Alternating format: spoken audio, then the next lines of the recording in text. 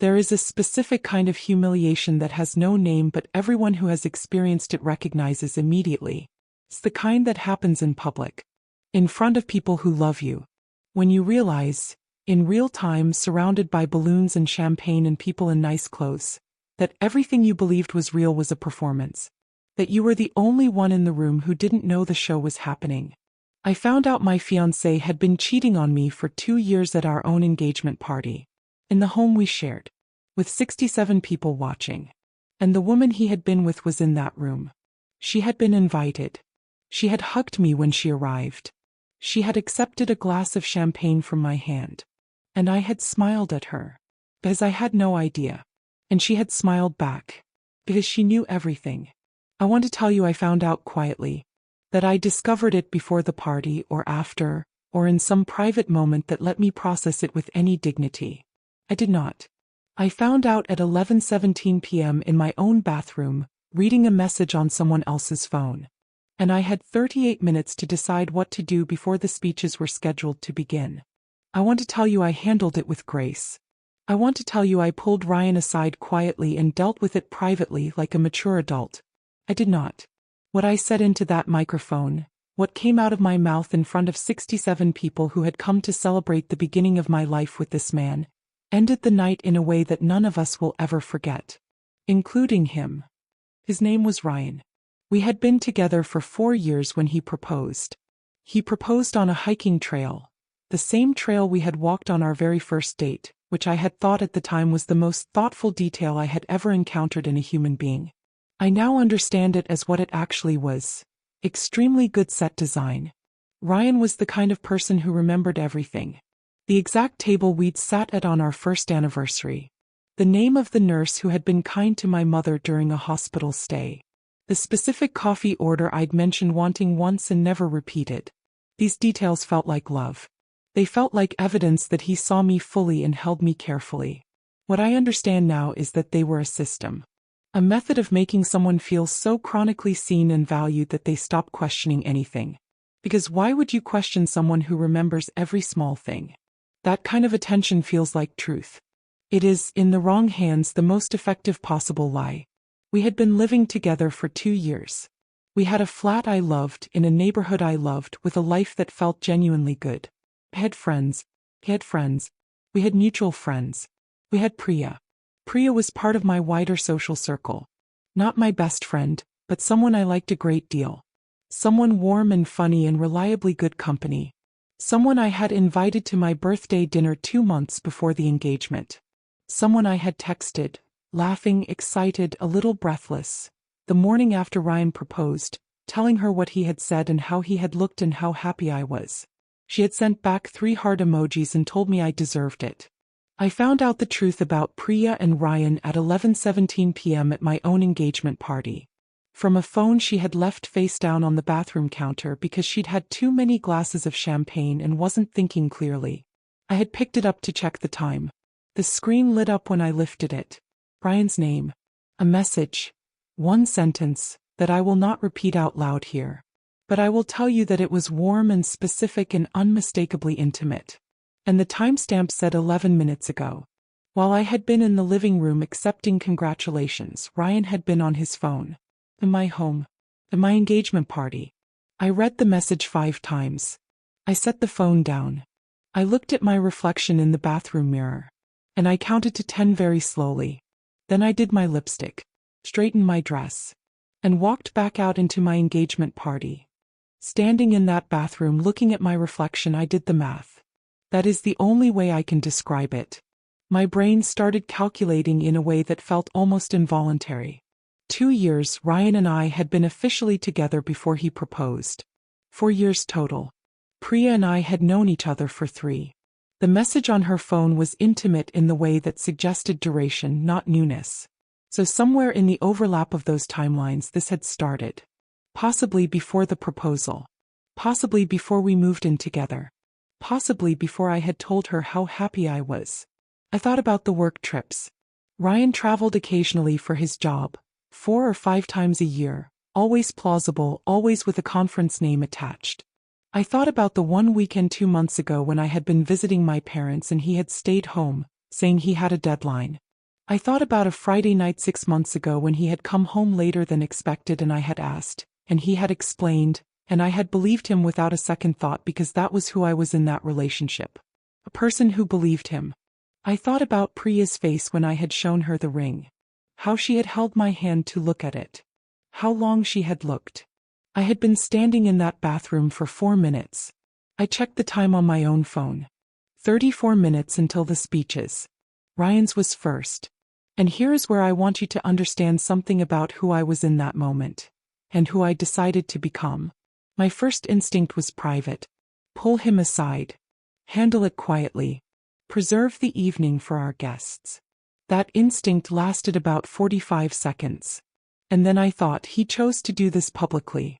Every lie he told me was told while we were building a public life together. The proposal was public. The party was public. His performance of being my devoted partner had an audience of 67 people. If the truth was going to land anywhere, it needed to land in the same room as the performance. I walked out of that bathroom. I accepted a glass of champagne from a tray.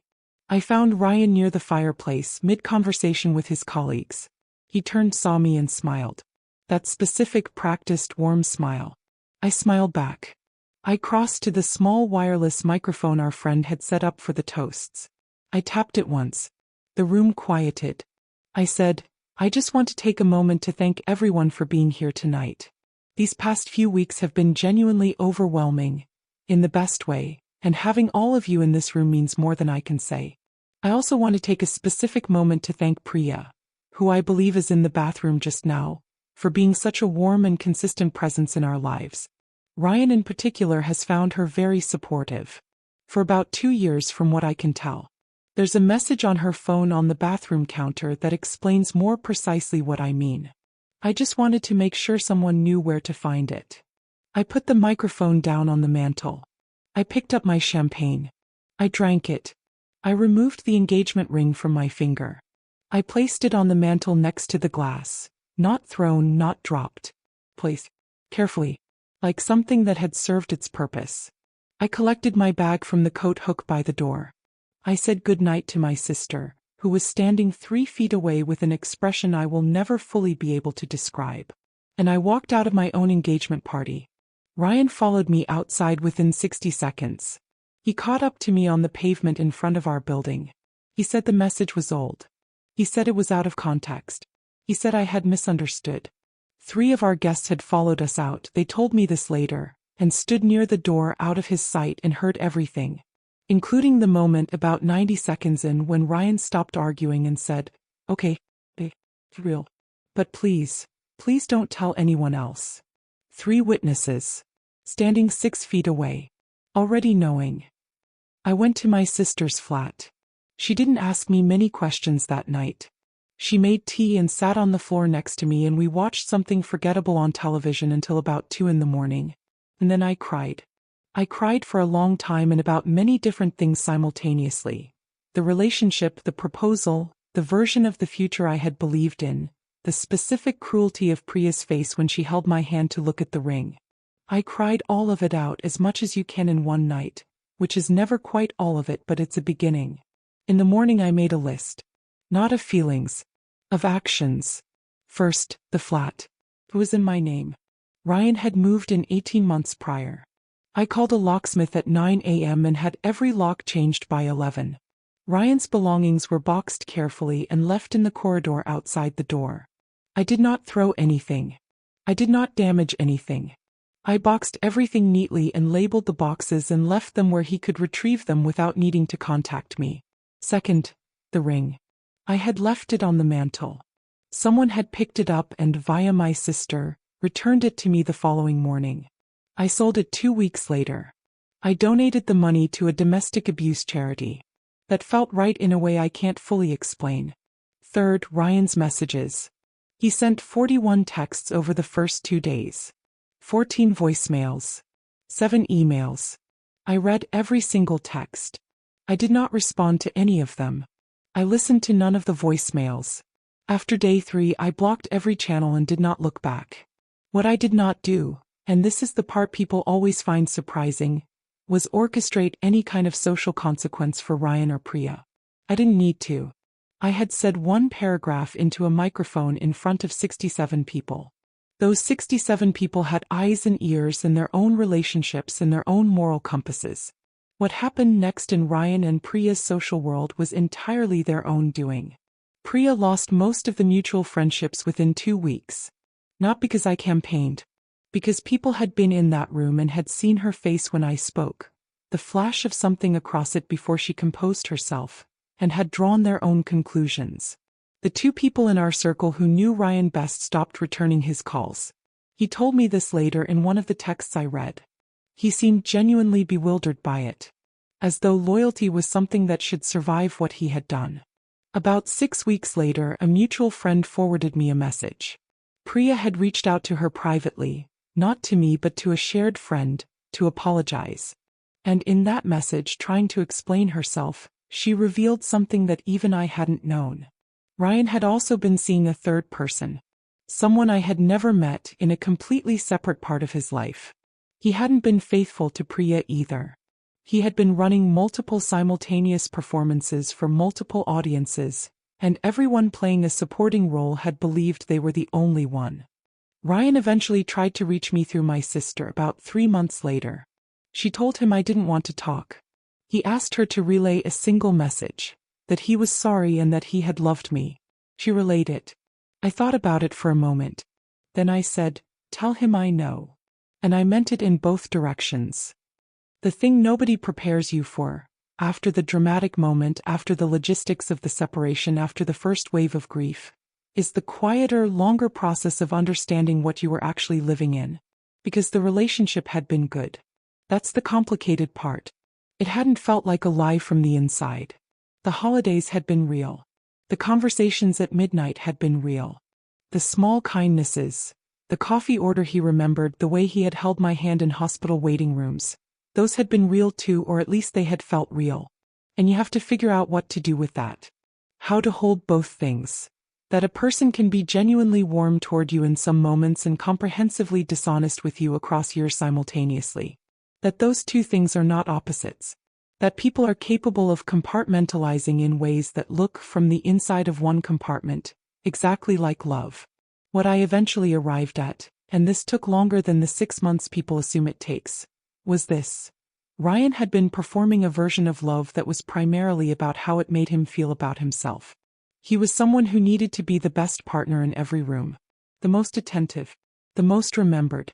The most romantic. The reality of genuine commitment, which is less about grand gestures and more about choosing someone honestly, every day even when it's inconvenient. That was the part he couldn't do. So he built sets instead. And he cast multiple productions simultaneously. I am not the person I was at that engagement party. I don't mean that dramatically. I just mean that going through something like this, the specific combination of public humiliation and private grief and the long quiet work of rebuilding your own sense of reality, changes you in ways that are mostly, eventually, good. I trust differently now. More slowly. But when I trust, it is because I've actually seen someone earn it. That's not nothing. That's a better foundation than anything Ryan's set design gave me. Priya called me directly about 4 months after the party. I picked up, which surprised us both. She spoke for about 3 minutes without stopping, apologized in a way that sounded like it cost her something real. I listened. At the end I said one sentence.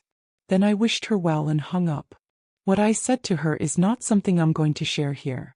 Some things belong only to the people in the room. But I will tell you that after I hung up I felt finished. Not healed, healing takes longer than 4 months, but finished with that particular chapter. Done. People always ask about the microphone moment. Whether I regret it. Whether it was the right thing to do. Whether I was cruel. Here is my honest answer. I don't know if it was the right thing to do. I know it was a true thing to do. I was not willing to absorb that information in silence and pretend, for the comfort of 67 people who had no idea what was happening, that nothing had changed. I had done enough pretending in that relationship on his behalf, apparently. That was the one moment when I chose not to.